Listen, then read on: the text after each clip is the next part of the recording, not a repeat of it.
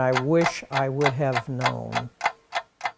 It's estimated that 2 million brain cells die for every minute that the blood doesn't get to the brain. I wish I would have known. It's a problem nationwide. It's even a bigger problem for us in Kentucky.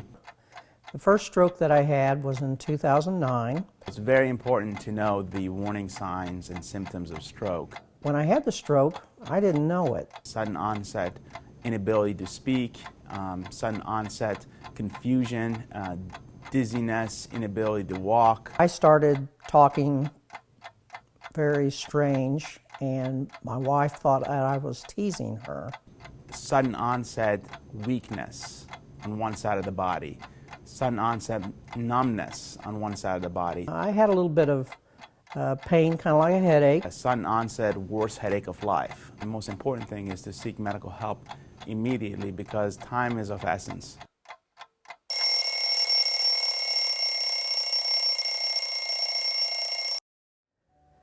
If there's one thing that I wish I would have known prior to my strokes, it was to prepare in advance while I was young for a catastrophic health event. Put some extra money away for doctors, medications, child care. When someone's having a stroke, there is a lack of blood flow to a part of their brain. So typically, one of the major blood vessels that supply blood to the brain gets blocked from the inside because some clot or some other debris gets lodged in there. And then there's lack of blood flow to the brain, and blood takes oxygen and nutrients to the brain cells, and if they can't get that because blood's not getting there, that part of the brain is at risk of dying, and that's what a stroke is, or at least ischemic stroke. Another thing I wish I would have known was how my family history affected me.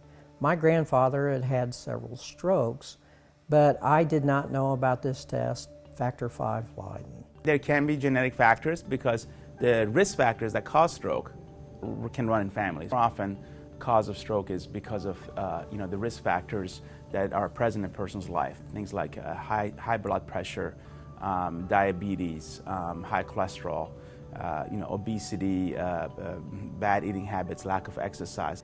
What I wish I had known about Social Security was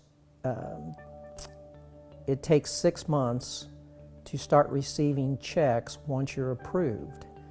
And it often takes up to 2 years or more to get approved for Social Security disability. It may not have to be a devastating thing. There are a lot of different resources out there to help stroke victims. And a lot of those can help you get things that you may need. It's not one thing we can do that will immediately remove our risk of having a stroke. What we have to do is we have to modify our lifestyle.